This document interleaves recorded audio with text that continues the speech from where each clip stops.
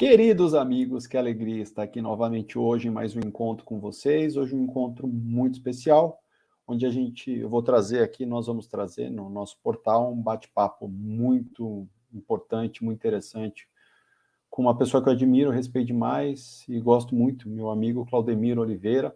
Vocês vão ter a felicidade, assim como eu, de conhecer um pouquinho dele. Antes da gente iniciar a nossa conversa de hoje, o nosso bate-papo, algumas informações importantes de eu passar aqui.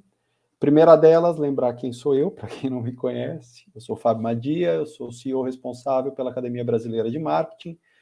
Eu sou aqui o responsável por trazer conteúdo, enfim, tudo que a academia tem para os próximos meses aí para trazer para o mercado brasileiro. Lembro também que esse conteúdo ele está sendo transmitido agora ao vivo, mas ele foi gravado por questões de tecnologia para garantir a qualidade do material, e bem como ele também estará disponível no portal para quem não puder estar assistindo com a gente agora, nesse momento. Depois, não se preocupem, ele vai estar disponível a partir de amanhã já no nosso portal, no portal da academia. Outro ponto importante, naturalmente, porque nós não estamos fazendo isso ao vivo, as perguntas não serão respondidas no ato, mas em qualquer uma das redes sociais que você esteja acessando esse conteúdo, você pode deixar sua pergunta lá. Nosso time vai trazer as perguntas para o Claudemir e depois todas elas vão ser devidamente respondidas. Lembro que mês de março estamos preparando aí um outro bate-papo ou uma palestra, ainda não sei o formato, aí vai depender muito de quem vier aqui conversar conosco. E para concluir, eu queria deixar um recadinho aqui do nosso portal. Se você ainda não é um Abramember, um membro da Abramark, você pode ser um Abramember, é um valor, eu entendo ser bastante justo, R$ 99 por mês, você tem uma infinidade de benefícios, conteúdos exclusivos, só para quem é um Abramember da Academia Brasileira de Marketing. E agora, deixa de papo, vamos direto aí ao nosso conteúdo maravilhoso, espero que vocês gostem tanto quanto a gente gostou, desse privilégio que é conversar com o Claudemiro, o mestre, a lenda Oliveira.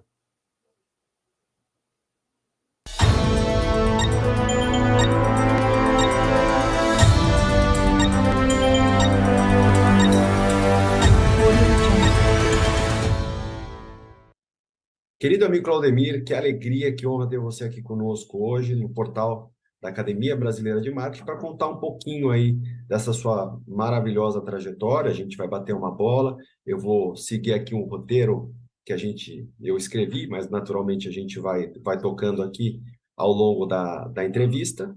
E acho que a coisa mais bacana é você começar, você abrir, em vez de eu introduzir você contar um pouquinho dessa sua linda, maravilhosa trajetória, por favor.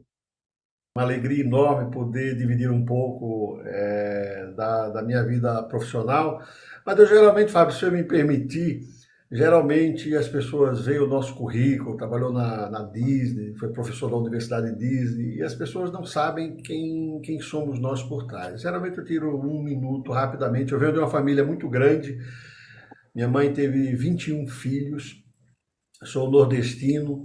E com 13, 14 anos de idade, a família inteira mudou para São Paulo e eu vi uma cena que transformou completamente a minha vida, que foi meu pai e minha mãe tentando pagar as contas no final do mês. E ali eu tomei uma decisão que transformou a minha vida. Eu percebi que para eu ajudar meus pais, somente a educação poderia fazer isso. E desde então eu nunca mais parei de estudar. Eu era office boy aqui em São Paulo, corria aí os finais de semana estudando, porque eu queria correr contra o tempo para eu chegar antes, porque eu sabia que, teoricamente, eu teria mais vida do que meu pai e minha mãe, e todo o objetivo da minha correria era para ajudá-los. Então, isso transformou a minha vida, a educação transformou a minha vida baseado numa cena. Uma cena livre, meu pai e minha mãe, 13, 14 anos de idade. Nunca mais parei de estudar, sabia que através da educação eu ia conseguir um bom emprego eu ia poder ter um bom salário, com um bom salário ajudaria a minha família. Então isso aí dá uma base do que me transformou, que me trouxe até aqui hoje. Eu acho que é importante as pessoas saberem que sempre há um momento que eu chamo de momento borboleta, né? O efeito borboleta na psicologia, a teoria do caos, que uma coisinha assim na sua vida pode te transformar completamente. É uma teoria bem interessante, essa teoria do caos, de um cientista do MIT. Então, Comecei a correr, estudando inglês final de semana, tal. Meu sonho era trabalhar para uma empresa americana. Aí a primeira empresa foi a Eastern Airlines, que não existe mais. Depois fui para a American Airlines, estava no primeiro dia da American Airlines no Brasil, fui o líder do call center e das lojas da empresa no Brasil. Depois fui para a United Airlines, fiquei mais alguns anos. E em 95 a Disney estava buscando um executivo para abrir a divisão Parques e Resorts no Brasil. E eu tive o privilégio de ter sido o primeiro executivo da empresa nessa divisão aqui no Brasil. Essa divisão, só para vocês terem uma ideia, a Disney tem hoje aproximadamente umas 220 mil colaboradores, a The Walt Disney Company, todas as divisões. Mas só para vocês terem uma dimensão do tamanho da divisão Parques e Resorts, desses 220 mil colaboradores, aproximadamente 170 mil colaboradores estão dentro da divisão Parques e Resorts. Então, de 220 mil de toda a Disney, uns 170 mil estão na divisão Parques e Resorts, que são os parques pelo mundo, né? Califórnia foi o primeiro, depois Orlando, Japão, Paris, Hong Kong e Xangai. Foi o mais recente. Então eu tive realmente uma experiência extraordinária de 15 anos na Disney, abrindo um escritório aqui. Em 2000 eles me levaram para os Estados Unidos para eu liderar a estratégia global de treinamento. E nos Estados Unidos, onde eu vivo até hoje, por acaso estou em São Paulo hoje, porque viajo muito ao Brasil, eu tinha um outro grande sonho que era ser professor da prestigiada Universidade Disney e do Disney Institute. E realizei também esses sonhos enquanto estava lá nos Estados Unidos. Então a minha carreira aí começa desde office boy, pastelaria, vendo meu pai e minha mãe querendo pagar a conta no final de mês. Eu falei, eu vou mudar essa história, não sou bom de matemática, mas essa matemática eu vou resolver esse cálculo. E resolvi. Não tenho mais meus pais fisicamente, mas espiritualmente comigo, inclusive nesse momento, e eles sabem que eu consegui realizar o grande sonho através de uma cena. Uma cena que transformou a minha vida, como uma cena já transformou a sua, meu amigo Fábio. Como todos vocês que me escutam nesse momento, você tem uma cena que falou, uau, isso me trouxe aqui. Pois essa cena me trouxe até aqui a essa entrevista, meu grande amigo Fábio e todos os amigos que me assistem nesse momento. Que alegria, Claudemir, que história maravilhosa que você tem, que exemplo que você é para todos nós, né? Eu acho que para a gente começar esse bate-papo aqui, a coisa mais interessante para a gente falar é que você foi se especializando ao longo da sua vida em duas palavras que são relativamente novas para todos nós, que é a psicologia positiva. Então, acho que a coisa mais importante para a gente começar esse bate-papo é você contando um pouquinho para a gente, de fato, o que é a psicologia positiva.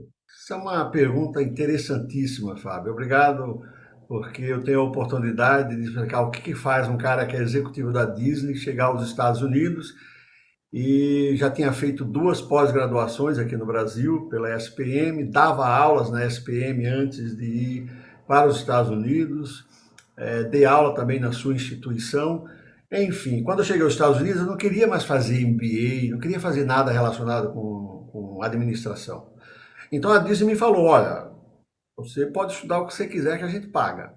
Eu falei, bom, então, excelente. Eu sempre estudei, lembra da minha história lá, por isso que é interessante ter contado aquela história, porque tudo vai estar relacionado com aquela história do meu pai e da minha mãe, de eu falar, é a educação que vai me salvar. Nunca tinha parado de estudar, chego em Orlando, vou morar em Celebration, que é uma cidade construída, desenhada pela própria Disney, e descobri que tinha uma universidade, um campus sendo feito lá, que era da Stetson University, que é a universidade mais antiga da Flórida, de 1883, muito tradicional, e que a Disney queria um campus deles lá dentro dessa cidade planejada que ela estava construindo. A Stetson fica em DeLand, o campus principal, fica a 1h30 de Orlando, e a Disney queria um campus dentro da cidade. Pois bem, eu conseguia ver o prédio da universidade. Então eu falei assim, eu que gosto de estudar, a educação me transformou, estão construindo essa universidade só para mim. Que privilégio, Que privilégio. Vou caminhar do meu apartamento aqui para a universidade, enquanto em São Paulo, eu era office boy,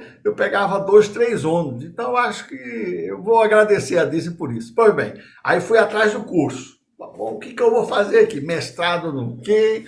E a Disney lá provavelmente esperando. Ele vai vir com alguma coisa relacionada com negócios, né? E olho lá, aí apareceu uma palavra counseling, que seria psicoterapia, psicologia. E o foco era em psicologia positiva. Aí, primeiro, eu dei uma lida sobre o que era psicologia positiva. Era recém-nascida, porque é uma ciência que nasceu em 98. Estou falando aí ano 2000, ou seja, 2 anos depois eu já estava antenado do que estava acontecendo nos Estados Unidos. Vi a seriedade de quem estava por trás da psicologia positiva, Martin Seligman, da Universidade da Pensilvânia, estudiosos da Harvard. Eu falei assim, eu vou pegar esse bonde aqui. Mas havia um fator pelo qual eu escolhi a psicologia positiva, né? A psicologia positiva, diferentemente dos movimentos de autoajuda, ela é científica. Então essa palavra ciência me encantou porque eu queria trazer isso para os negócios, mas eu não queria, eu acho que se você fizer isso, você vai ser feliz no teu trabalho. Eu queria algo muito mais com substância, e a ciência é isso. Os caras, a psicologia positiva não é eu acho, elas vão lá e pesquisam. Por exemplo, vou dar apenas um exemplo para vocês, essa pergunta fatal que se pergunta, dinheiro traz felicidade? Né, que o pessoal geralmente responde com a piada, não traz, mas em Paris, assim, em Paris com a champanhe traz... Ajuda a comprar. Ajuda a comprar e tal. Pois bem, aí os caras pesquisam, os caras pegam milionários e analisam aquilo lá durante anos para saber se realmente dinheiro traz felicidade. E os caras trazem conclusões, olha, dinheiro realmente é muito legal, é sensacional, mas ele tem um prazo de validade no quesito felicidade. Porque existe algo chamado adaptação hedônica, que é outra terminologia da psicologia positiva, em que você se adapta muito rapidamente às circunstâncias, sejam elas negativas ou positivas. Okay? Então, ou seja, se você der um aumento de salário hoje para o seu funcionário de 100%, você pode ter certeza que daqui a 1 ano, esse 100% na cabeça dele, ou minha, ou de qualquer pessoa, você já se adequou àquela nova situação, comprou outro carro. Então você nunca vai estar, entre aspas, você vai se adaptar com aquela nova circunstância. E uma boa notícia é que a ciência diz que se alguém ficar paraplégico hoje e alguém ganhar na loteria hoje, ficar milionário e alguém ficar paraplégico, essa adaptação hedônica faz com que os dois, em 6 meses, 1 ano, eles se adequem a essa nova circunstância, porque senão seria impossível. Então, a psicologia positiva me fascinou por essas coisas. Volto para a Disney. Então, eu dei esses exemplos para já deixar claro o que é a psicologia positiva. Volto para a Disney e falo, decidi aí, vou fazer um mestrado em psicoterapia, com foco em psicologia positiva. Aí o RH da Disney falou assim, mas Claudemir, assim, psicoterapia? Mas isso, assim, a gente não tem como justificar. Aí eu falei assim, mas vocês falaram que eu podia escolher o que eu quisesse. E eu falei assim, o que você quisesse, mas assim, dentro do que você faz, o executivo, tal, né? Aí eu brinquei, então tem que ser algo relacionado com o trabalho, E você acha que o povo não precisa de psicoterapia aqui na Disney? Comecei a rir. E aí eu tinha a decisão, pessoal, a fazer. Ou eu pagava do meu bolso, ou eu mudava o curso para fazer algo que eles pagassem. E eu decidi pagar do meu bolso. E a Disney não tem nenhum problema. As empresas não têm que te dar o que tu quer. É tu que tens que decidir o que tu queres. E vai lá e faz. Porque quem quer, vai lá e executa. E quem não quer, inventa o que eu chamo de mimimi, nhen e blá, blá, blá. Essa é a grande realidade. Vencedores vão lá e fazem, com qualquer circunstância. E perdedores inventam mimimi, nhen, blá, blá, blá. Desculpas. Então eu decidi fazer o mestrado e o doutorado. Depois me encantei tanto que fiz um doutorado nessa área. Agora eu vou resumir o que é psicologia positiva. Super simples, super simples. O Martin Seligman viu uma lacuna enorme na psicologia tradicional. Então, olha só, ele falou o seguinte: a ausência de problemas não significa necessariamente que você é feliz. Então, o que ele quis dizer? Mesmo que eu vá para um processo de psicoterapia, eu estou com a depressão, vamos imaginar. Depressão. -10. Vou colocar num quadro para ficar bem fácil. -10, estou no -10, depressão profunda. Um psicoterapeuta, um psiquiatra me ajuda com remédio, com uma certa terapia, e eu vou melhorando, saio do -10 para o -9, para o -8, -6, 0. Não tenho mais depressão. A sacada da psicologia positiva foi: a ausência da depressão não significa que você é feliz. Estou arrepiado aqui, pessoal, porque eu sou apaixonado por esse tema. A psicologia positiva, o que ela quer então? Trabalhar as potencialidades do Fábio, do Claudemir, de cada ser humano, para que ele saia do 0, a ausência de depressão, para o +1, para o +2, para o +3, e em busca da felicidade. Então a felicidade é uma busca, não é simplesmente é uma busca. E por que é importantíssimo nós trabalharmos essas potencialidades que nós temos? Porque problemas todos os dias nós vamos ter. Agora, você concorda comigo? Se eu começar a desenvolver as minhas potencialidades, for por +3, olha que legal, e me aparece um probleminha ali, eu tô bem, né? Eu esfraquejo um pouquinho, mas eu ainda tô trabalhando as potencialidades.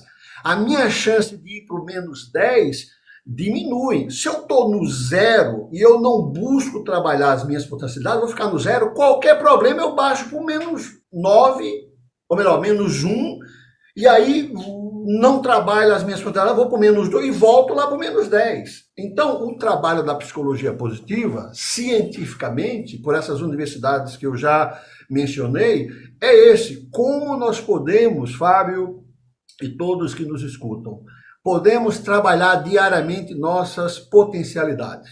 Vou dar um exemplo. Como que se trabalha isso, Claudemir? Né? Só sendo positivo? Sim, e agindo. Né? Por exemplo, existem estudos que falam sobre gratidão. Uma palavra, palavra gratidão. Existem estudos científicos, pessoal. Se você não gosta da palavra, a palavra está muito mal usada, existe estudo. Se você todos os dias parar à noite antes de dormir, escrever só 3 coisas boas que aconteceram durante o dia, só isso. Isso acumulado, essa vontade de falar de coisas boas, na verdade, eleva o teu processo de felicidade. Te traz para esse +1, +2, +3. Porque o que acontece é que nós somos tragados pelo negativo por uma questão de sobrevivência. E como eu vim da aviação, para terminar essa pergunta, quantos milhões de voos são feitos seguros, sem acontecer absolutamente nada, e o mundo fica calado? Caia um avião e o mundo grita. Sabe por quê? Porque no nosso DNA de sobrevivência, na hora que vem uma notícia ruim, o teu DNA, o teu inconsciente fala: eu viajo de avião, eu poderia estar nesse avião, e já era, você é tragado pelo negativo. E eu sou jornalista formado, adoro o jornalismo, mas acho que o jornalismo decididamente tem um quê sensacionalismo, o que é uma pena. Mas entendo perfeitamente que é uma forma de chamar a atenção. Então a psicologia positiva foca muito mais nas potencialidades que nos problemas que a psicologia tradicional foca. Agora olha que lindo. A psicologia positiva não abomina a psicologia tradicional que foca no negativo. Ela apenas diz que temos uma outra alternativa além da psicologia tradicional. ir para uma terapia e só falar de problema, meu amigo, decididamente não é uma solução. E os psicólogos tradicionais caíram nessa armadilha. Porque eu não conheço ninguém que fala assim, ó, eu vou para um terapeuta e começa a terapia mais ou menos assim.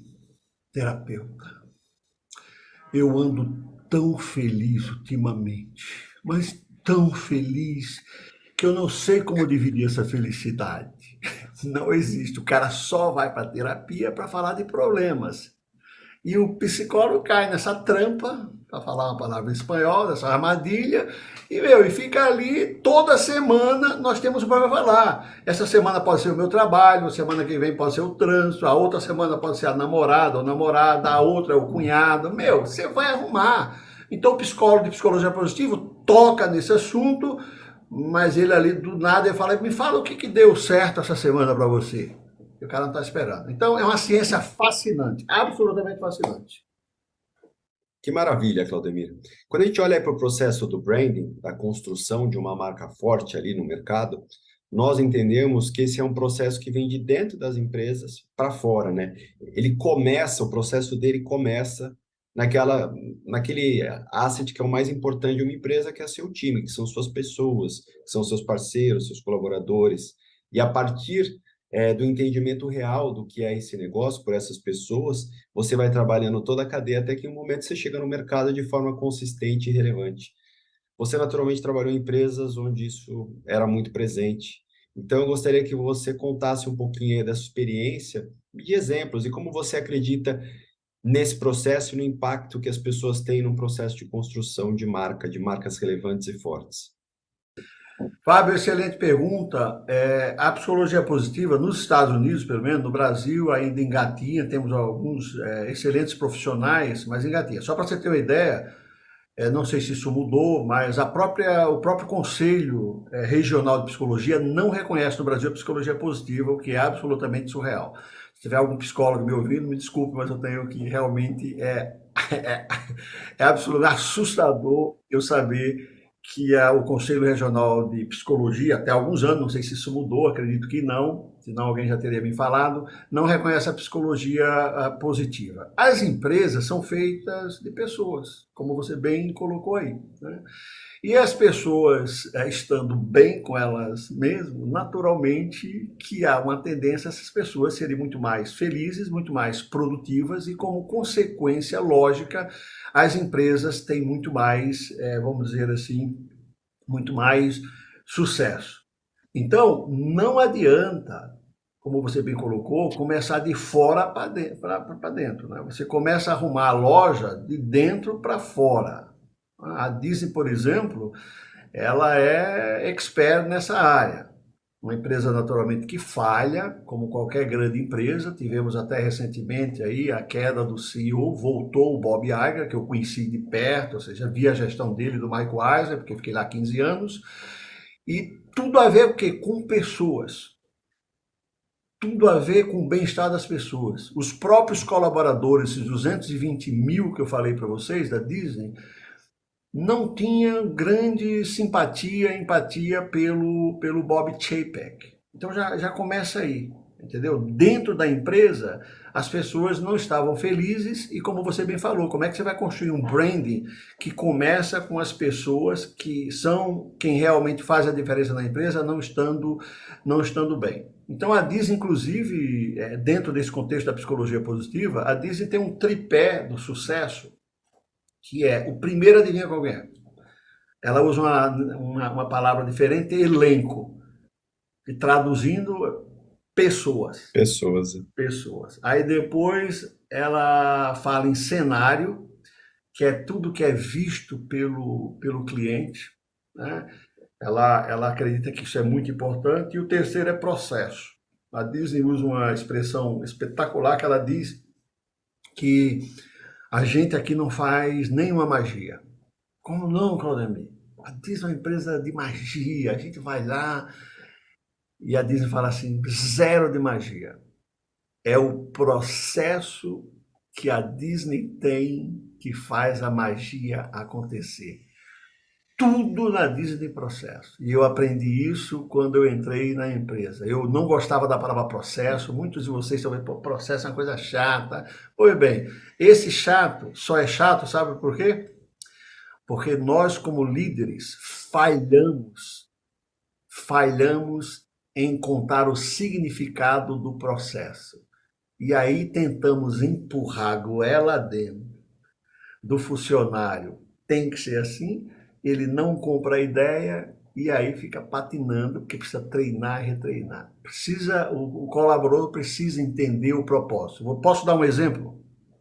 Claro. Um exemplo prático é na Disney, se você chegar num estacionamento gigantesco de um dos parques, isso acontece todos os dias. Você chega muito feliz com a família, a primeira vez, o que vai acontecer? Você vai esquecer onde deixou o seu carro. Você vai pegar o trenzinho, vai para o parque, tá se divertindo, lá para as 11 horas da manhã, a esposa olha para você e fala assim, tá tudo bem, meu amor? Não, tá tudo bem. Não, mas eu sinto você preocupado. Não, tá tudo bem. Aí ele confessa para ela, meu amor, eu não lembro onde deixei o carro. Isso é trágico. Como é que agora eu vou fazer para encontrar meu carro no estacionamento com milhares e milhares de carros? E aí se aproxima do funcionário da Disney e fala assim, ó, estamos desesperados, vai ter divórcio aqui hoje.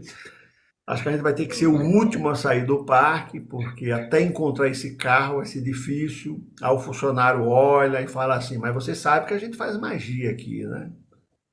Aí o cara fala, não, mas você não vai saber onde está o meu carro, né? Você vai me dizer, porque isso é uma sacanagem, desculpa aí. Então, eu vou dizer onde está o seu carro, você só precisa me responder uma pergunta. E eu tenho uma ótima notícia para dizer para você e a sua esposa. Você vai saber a resposta. Em sabendo a resposta dessa pergunta que eu vou te fazer, eu sei onde está o seu carro. Portanto, eu garanto que eu vou encontrar o seu carro agora, em um minuto. E ele faz a pergunta, que horas você chegou aqui ao parque? E se ele não souber, o funcionário tem como ver pelo bilhete dele, não, você entrou na catraca 9h05. Então você parou lá 9, 8h55. Dá só um minutinho. Os funcionários, naquele sol de 60 graus, a Disney tem funcionários indicando onde você para. A Disney poderia economizar dinheiro não tendo esse funcionário, cada um para onde quiser. Mas a Disney sabe o seguinte, se deixasse cada um parar por conta própria, tá? Os carros iam parar em locais errados, você não ia maximizar o espaço do estacionamento que você precisa ter. Então, eles têm aquilo por isso, beleza. Aí, qual é o processo? O funcionário no sol, se eu chego para ele e falar assim, ó, tu vai ter que marcar cada carrinho que tá passando ali na fila 1, fila 2, tá, marca aí no negócio aí. O cara não marca, e se ele marca com raiva. O que a Disney faz? Explica esse processo. Olha, quando você começa a marcar no estacionamento do Mickey, que começou às 7h30 da manhã, aí o do Mickey finaliza às 7h50. Aqui, tá vendo que você marcou, beleza, tá? Aí entramos na Minnie, 8 até as 8h20. Ele chegou às 8h55, tá bom. Vamos para Margarita, 8h40, começou e terminou às 9h05. Opa! Vai estar na Margarita. Mas vamos ser mais precisos ainda. Se foi 9, provavelmente vai estar na fileira 10 ou 11. E aí o funcionário vai na praia. Olha, seu carro vai estar no estacionamento da Margarita, na fileira 10 ou 11. Se o senhor errou algum minutinho aí para lá e para cá, vai estar uma para cá ou para lá. Ajudei. E o cara fica... O mundo fica sabendo que a Disney faz magia. E não tem nenhuma magia. A Disney tem um processo e ela explica para o colaborador, dizendo, já imaginou você, aquele sol, é responsável por essa magia que vai acontecer lá dentro do parque em algum horário durante o dia. Esse é o segredo. Então, eu não fugi da pergunta, a importância de pessoas dentro do contexto da psicologia positiva e dei um exemplo de como a Disney trabalha. O primeiro item do tripé são pessoas. Pessoas e pessoas. Então é isso. Maravilhoso, maravilhoso, Claudemir. E eu vou aproveitar esse gancho que você colocou. Eu acho que você trabalhou numa das poucas empresas do mundo que, de fato, conseguem colocar em prática aquilo que é um discurso muito bonito, que é ter o teu negócio centralizado e desenvolvido a partir do cliente, o center, o seu cliente no centro das coisas, né? Aí, em paralelo a isso, a gente vê, por exemplo, no ano retrasado, no ano passado, falou-se muito de metaverso, que era uma das grandes tecnologias, que ia reinventar o mundo. Esse ano agora nos fala outra coisa que não seja em chatbot e no impacto disso no mercado, das empresas, dos negócios, e a gente pega essas empresas, investem dinheiro nessas novidades, nesses novos processos, e no meu entendimento isso tudo é de fato relevante. Metaverso, chatbot são tecnologias que vão trazer impacto, mas eu acho que muitas vezes isso é colocado como prioridade e a gente esquece daquilo que é a essência de um negócio, que é atender bem os seus clientes, cuidar dos seus clientes, se relacionar com os seus clientes, né? E como eu falei, a Disney realmente é um dos raros exemplos que a gente vê onde isso de fato acontece. No seu entendimento, por que as empresas ainda não conseguem fazer isso, colocar de fato o cliente no centro dos seus negócios? Fábio, que pergunta interessante. Olha só, primeiro eu queria voltar só um segundinho sobre o que você mencionou antes, né, do brand, da cultura, e já entro no metaverso, né? Existe uma frase também famosa na Disney, você falou que a cultura tem que nascer de dentro para fora e não de fora para dentro, né? Existe uma frase na Disney que diz o seguinte: a gente sai da Disney, mas a Disney não sai da gente, entendeu? Então eu não trabalho mais para a empresa e a cultura está dentro de mim. Porra, quando você está nesse nível, é absolutamente surreal. Eu estava no parque agora, semana passada, eu não consigo ver um papel no chão, porque eu lembro da história que eu ensinava na Universidade Disney, do próprio Walt Disney limpando o parque, eu pego o papel e coloco lá na lixeira e sigo. Não trabalho na empresa mais. Então isso é cultura, né, que tem a ver com pessoas e tal. Ainda antes da metaverso, é importantíssimo que eu tenho para dizer para você, a centralidade no cliente, por décadas, eu venho falando algo que não me escuta, porque quem é Claudemir na fila do pão? Mas é muito mais a centralidade do cliente interno, que as empresas estão se esquecendo, do que do cliente externo.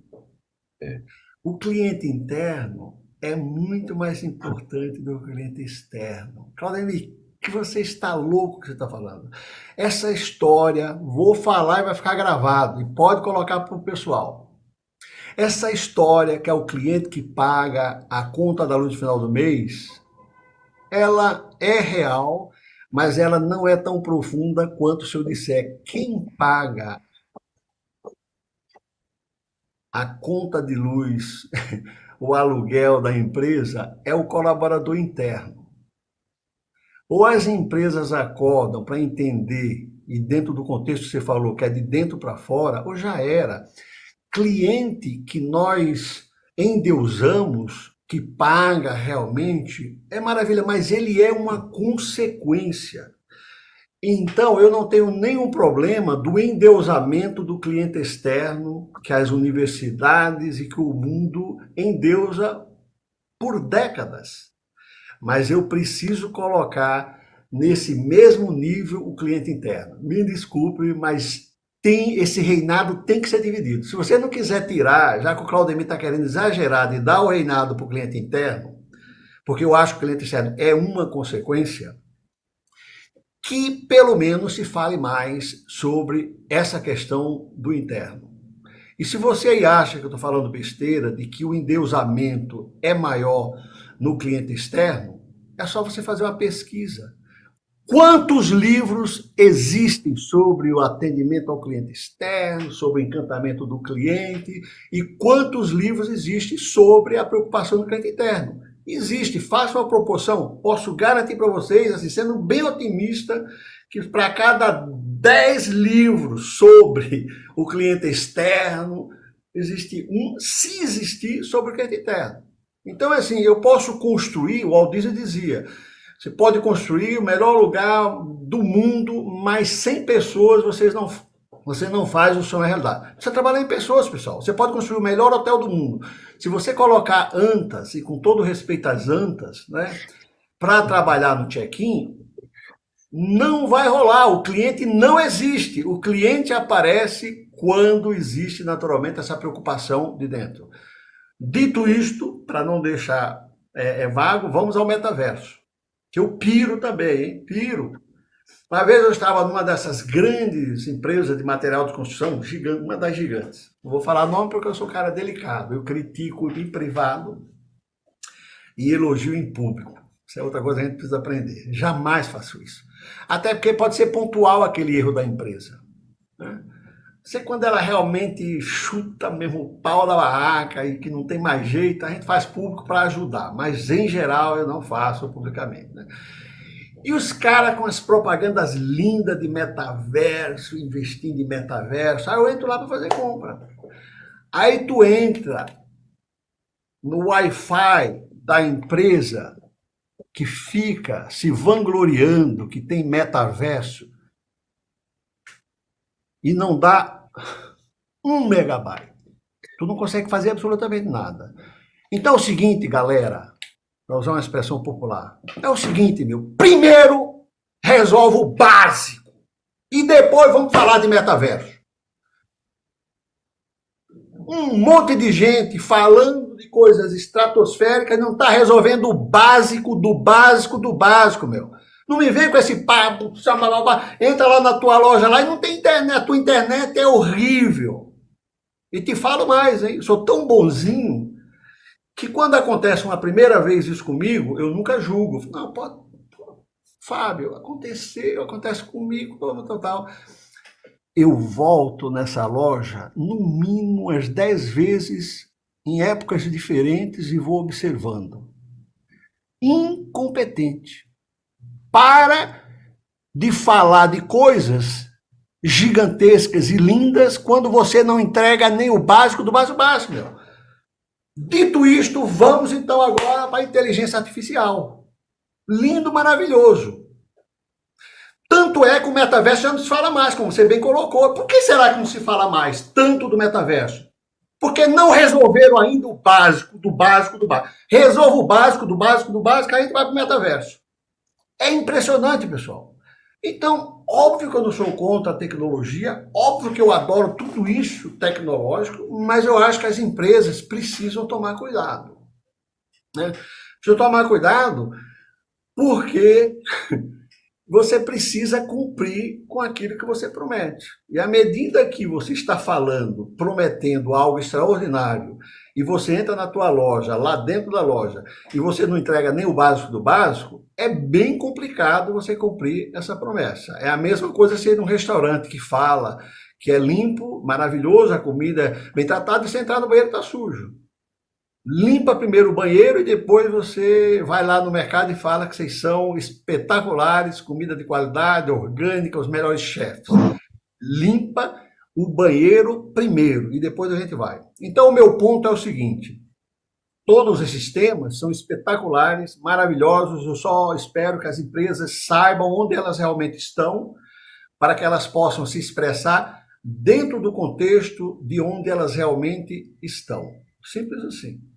Muito bacana isso que você falou. Inclusive, eu vou colocar uma coisa que talvez você saiba, talvez não saiba, né? Você é um dos grandes conhecedores do universo Disney. Mas em 2018 a gente foi viajar para celebrar aí os 75 anos do meu pai, na cidade do coração dele, que era Nova York. Então, fui eu, minha irmã, os nossos respectivos filhos, Vanessa, Eduardo, fomos todo mundo junto, né? E aí, em determinado momento, a gente estava numa daquelas grandes lojas do Times Square, e aí meu filho falou que queria ir numa loja lá perto tal, e que ele precisava ir no banheiro.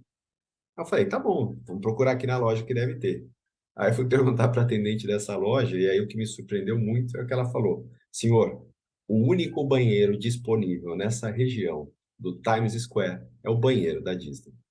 É o básico, cara. É o básico, né? Eu vejo, por exemplo, outras coisas interessantes. Às vezes eu vou para estádios ou para shows, né? E observo lá absolutamente tudo. Eu observo os banheiros masculinos e femininos no intervalo.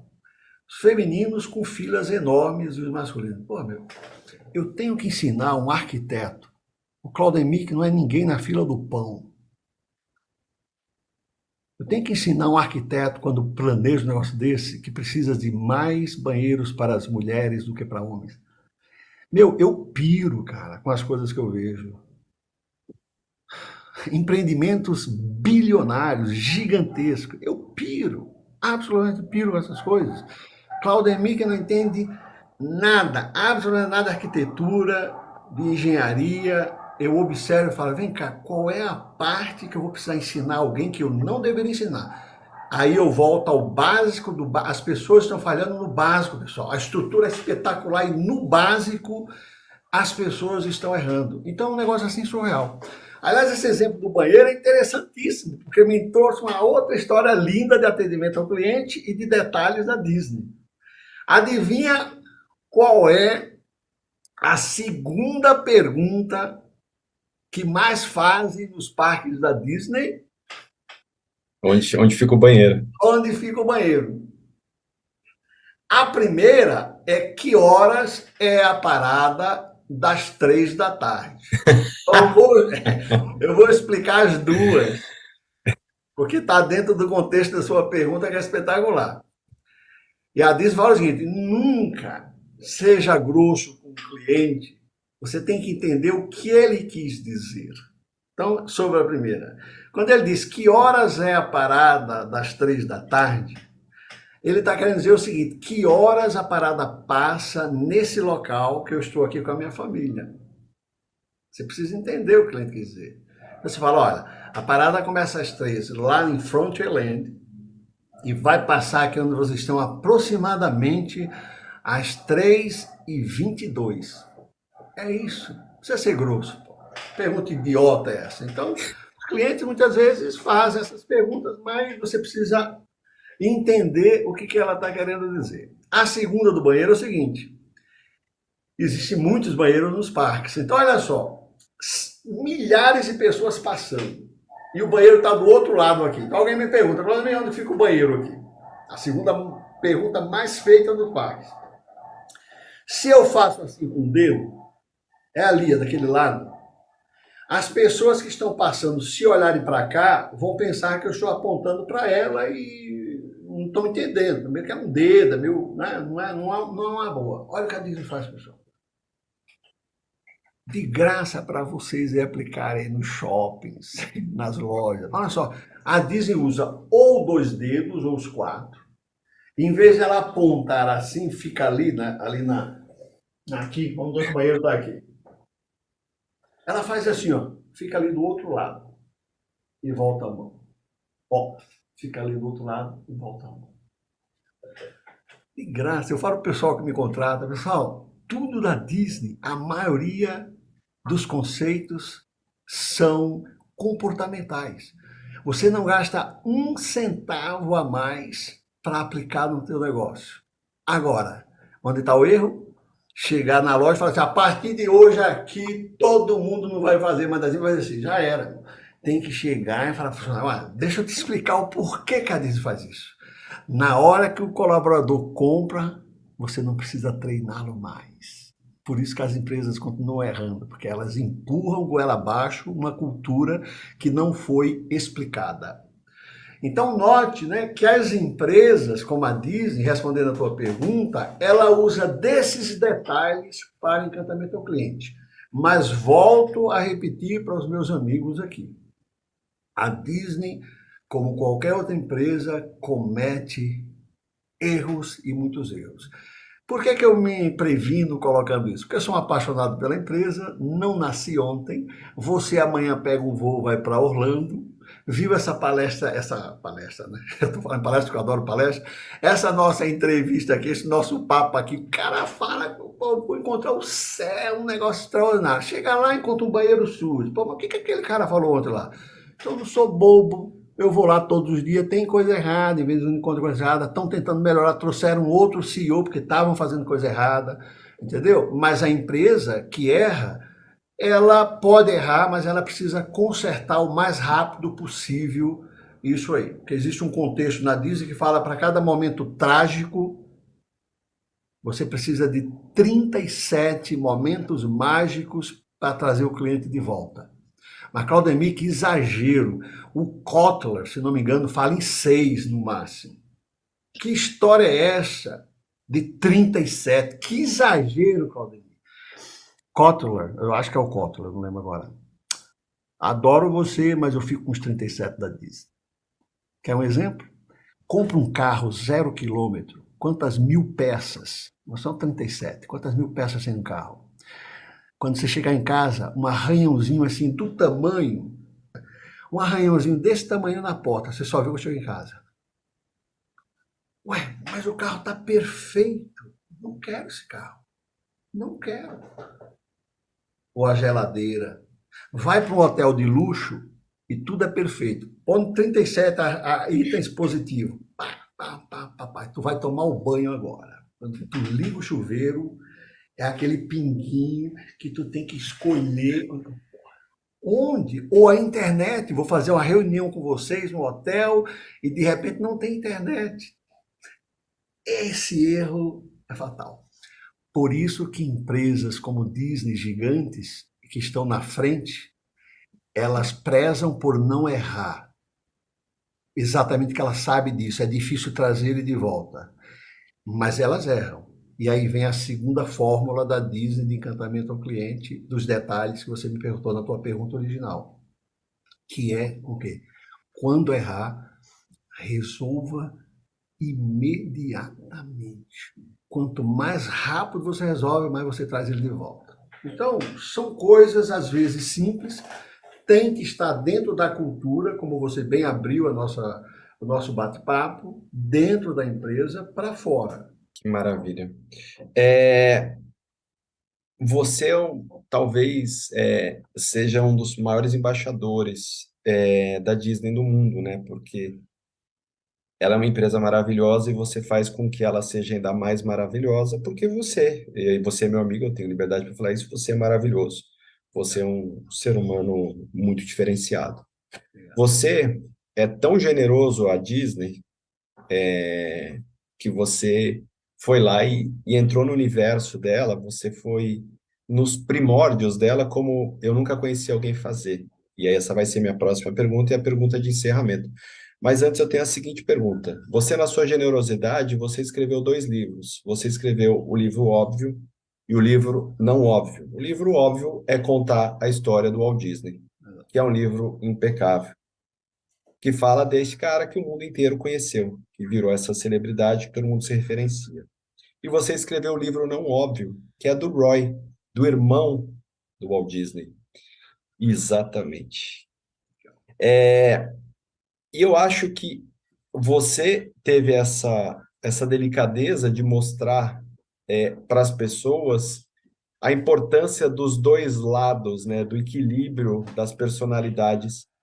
No seu entendimento, qual que é o verdadeiro legado que cada um deles tem para os negócios, para o mundo, e a importância de cada um deles, sendo que um era a vitrine, era que estava lá no palco, e o outro é o que fazia de tudo para garantir com que ele brilhasse enquanto estivesse no palco. É isso aí. Isso é uma história absolutamente fascinante, eu tenho muito orgulho de dizer o seguinte, esse livro aqui, na realidade, ele é único no mundo, não é no Brasil, é no mundo. Ninguém tem um livro apenas do Bob Thomas que fala do Roy sob o ponto de vista de negócios. Do ponto de vista biográfico, a biografia que eu escrevi do Walt Disney pelo Senac e a outra, acho que é isso aqui, ó. Biografia do Walt Disney e essa do Roy, eu sou o único autor do mundo a ter as duas biografias. E está vindo aí em primeira mão aqui para essa nosso bate-papo, Ub Iwerks. Será o meu terceiro livro junto com a Juliana. Será uma trilogia única no mundo. Já tenho os 2, são únicos no mundo, eu já vou para o terceiro para não ter nenhum erro. Então, olha só. O Walt Disney era o criativo. Era o cara que vinha com as ideias. Então, hoje na tua empresa aí, é o teu diretor comercial. E o Roy Disney era o financeiro, era o diretor financeiro. E entre comercial e financeiro sempre vai haver problemas, porque problemas no bom sentido, né? O comercial está querendo vender a qualquer custo, se de repente a situação estiver ruim, vamos dar desconto, tal, e você precisa de um financeiro para falar, olha, essa conta não fecha. O criativo, o comercial não tem essa bagagem, por isso que a empresa tem que ter esses dois, né? Então assim, olha só, na contracapa, enquanto os holofotes sempre estiveram no irmão Walt, o gênio financeiro Roy Disney fazia magia nos bastidores. Enquanto Walt sonhava, Roy Disney realizava. Sem Roy, o Império Disney não seria nem mesmo um conto de fadas. Sem esse cara, essa entrevista de hoje, certeza não aconteceria, porque o Walt Disney faliu nada mais, nada menos do que 3 vezes antes dos 23 anos de idade. Eu faço, naturalmente, uma pesquisa, uma viagem, onde a gente vai para esses locais por onde eles dois passaram. E adivinha o que na minha análise eu fiz? A primeira empresa do Walt Disney era ele sozinho, um criativo sozinho, faliu. A segunda, ele se juntou com o Ub Iwerks. Adivinha? Faliu. A terceira, ele voltou sozinho. Lothar Grams. Faliu.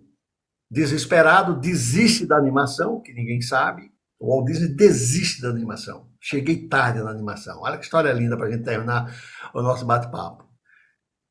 Pega, vende tudo que tem em Kansas City, pega um trem primeira classe, só ida, para a Califórnia, onde ele quer ser diretor de cinema, porque o Centro Mundial de Cinema estava em Hollywood, então ele não queria mais animação, ele foi para Hollywood. Chegando lá, achando que ia ser diretor de cinema, ele não consegue nem papel de ator. E adivinha quem resgata o Walt Disney? Roy. Roy chega, meu irmão, Roy tinha uns 8 anos a mais do que o Walt, meu irmão. Você não tem nada que você deixou lá em Kansas City, algum desenho, alguma coisa? Sim, mas cheguei tarde, não quero. Mas meu irmão não está dando certo aqui como diretor de cinema, nem como ator. E se a gente recomeçar? E o Roy convence o Walt Disney numa garagem que eu visito, está lá na Califórnia com o meu grupo. A gente visita essa garagem. Com $500 emprestado. Fundam em 16 de outubro de 1923, portanto, esse ano é o centenário dessa empresa absolutamente extraordinária. 100 anos no dia 16 de outubro, então por isso estão tendo várias comemorações. Há 100 anos, exatamente, olha que maravilha esse nosso bate-papo. Coincidiu com os 100 anos, começou numa garagem e a empresa é o império que é hoje. Adivinha por quê? As 3 primeiras não tinham, isso é uma análise minha, naturalmente, como estudioso dos caras. Não havia um financeiro. Na hora que junta-se o criativo com o financeiro, a empresa existe até hoje. Melhor argumento impossível. Mas eu vou além. Na década de 80, a Disney estava para falir. O filho do Roy Disney Jr., que eu conheci, faleceu naturalmente há alguns anos, mas eu conheci na época que eu estava na Disney, o sobrinho, na década de 80, vendo que a empresa estava para falir, chega para os acionistas e diz, nós precisamos salvar a empresa com meu pai e meu tio. E perguntaram, o que a gente vai fazer? E ele fala, precisamos trazer de volta para a empresa 2 pessoas, um com características financeiras como era o meu pai, e um com características criativas como era o meu tio Walt. É aí que trazem, é de arrepiar, pessoal, história fascinante. Trazem Michael Eisner, que era da Paramount, como se fosse o Disney, e trazem também o Frank Wells, da Warner Brothers, que era o financeiro. E adivinha o que aconteceu? Eles revolucionaram a empresa. Então, eu estou provando com fatos as minhas deduções dos meus estudos. Qual é a lição que nós temos aqui, Fábio, para todos que estão nos ouvindo? A sua empresa tem um cara muito bom de finanças? Tem um Roy? Sabe contar os centavos? Sabe baixar a bola do criativo em vez de quando você fala isso? Nós não vamos fazer. Se não tiver, procure. Porque só um criativo na empresa, não, eu sou muito bom, sou o presidente, não, eu cuido de criativo, finanças, é complicado. Não dá para você ser muito bom como criativo e como financeiro ao mesmo tempo, né? Então, essa história resume bem todo o legado da Disney e o grande segredo dela sempre foi essa balança entre criatividade e financeiro, E o grande segredo para o grande final do nosso bate-papo é o seguinte: todo mundo me pergunta qual é o segredo do sucesso da Disney? E eu tenho a resposta que eu vou dar para vocês. Tem a ver com pessoas, como o Fábio bem colocou no início do bate-papo. Tem que começar de dentro. Adivinha? A resposta é simples. Por que que a Disney tem sucesso em entregar esse encantamento que o Fábio fala que nem todas conseguem? A maioria de quem trabalha para a Disney sonhou, ficou sem dormir antes daquela entrevista, dizendo: eu quero tanto trabalhar para eles. Ponto final. Se sua empresa estiver num ponto em que as pessoas querem trabalhar para você, é um excelente sinal. Esse é o maior sinal do sucesso da sua empresa. Por quê? Porque eu falei e repito. O consumidor só aparece quando você tem dentro de casa, a casa está arrumada, com pessoas que querem recebê-lo ou recebê-la. Se a casa não estiver arrumada com pessoas que queiram receber, ele não vai entrar. Portanto, o cliente externo, que é muito importante, ele é uma consequência do cliente interno. Ponto. Mas isso é óbvio, Claudemir. Ah, é óbvio? Então vá para a literatura e me diga se é óbvio. Não é tão óbvio não, meu amiguinho. Não é tão óbvio não. Por isso que eu vou continuar repetindo. Não sou só eu, tenho vários. Mas precisamos mudar essa literatura. A literatura das grandes escolas de negócios, pode ir lá. É só o foco lá fora, lá fora, lá fora. Não, meu amigo, arruma a casa primeiro. Sem arrumar a casa primeiro, não tem como arrumar lá fora. Bom, querido amigo, agora para a gente encerrar, eu imagino que a essa altura tem um monte de gente que provavelmente está pensando, porra, eu quero o Claudemir para mim, eu quero o Claudemir. E, infelizmente, ela não necessariamente pode ter o Claudemir, mas ela pode ter a sua empresa, os seus negócios, os serviços que você presta. Então, conta um pouquinho para a gente aqui de como é que as pessoas podem acessar você e os seus serviços. A minha empresa chama Seeds of Dreams Institute, ou seja, Sementes de Sonhos Instituto, porque eu acredito muito na na prática de você plantar algo, regar, e só lá na frente tem a colheita. Nós estamos num mundo que querem começar com a colheita para depois regar para plantar. Estou aqui para dizer que, infelizmente, isso não existe. Nem a metaverso vai resolver e nem a inteligência artificial. Se é que vocês me entendem o que eu estou querendo dizer, né? Vamos primeiro fazer o básico. O básico é planta primeiro, rega e depois você faz. A gente tem imersão nos Estados Unidos, maio agora tem, sempre temos, que é uma semana, isso que a gente falou aqui sobre Disney, menos de uma hora, imagine durante uma semana inteira lá. Mas eu não me restringo apenas a Disney, porque eu acredito que um programa que inclua além de Disney, a gente vai para a Apple, a gente vai para Harley Davidson, a gente vai para Nordstrom, a gente vai para a NASA, agora em maio eu estou querendo ir para a NASA, estou negociando com a Embraer, eles têm um centro de treinamento em Melbourne, fica ao lado da NASA, já quero conectar, porque a gente fala muito de high touch, high tech, a alta tecnologia, mas sem se esquecer do alto toque emocional que a Disney tem, high touch, high tech, uso muito essa nomenclatura. Então temos imersões nos Estados Unidos, viajo ao Brasil quase todos os meses, não só para palestras, seminários, pouco de consultoria por questão de tempo, mas a gente faz também, dependendo da empresa. E eu também sou membro do conselho de algumas empresas aqui no Brasil. Então, em geral, estou no Brasil, entre Brasil e Estados Unidos, na ponte aérea, praticamente todos os meses eu estou no Brasil, mas vivo em Orlando, na Flórida. Então, é isso. E tem um documentário baseado nos meus livros, gratuitamente, YouTube, é só entrar e colocar O Contador de Histórias. Vai aparecer uns 2 ou 3 filmes lá, você vai ver um que tem uma capa meio Disney, assim, é aquele lá. É um documentário bem interessante sobre a vida dos dois. Então, gratuitamente, você pode ver esse documentário e depois você se aprofunda nos livros. São esses 2 livros, tem mais 2 livros de gastologia, são 400 páginas cada, que é mais de negócio. Esses 2 são de biográficos, né, dados biográficos, os outros são de negócios. E tem um livro, Você Já Comeu Água, que é sobre psicologia positiva, baseado aí na tese do meu doutorado e numa experiência pessoal. Sábados e domingos, querendo ajudar meus pais, como nós iniciamos o nosso bate-papo, eu não tinha dinheiro para almoçar.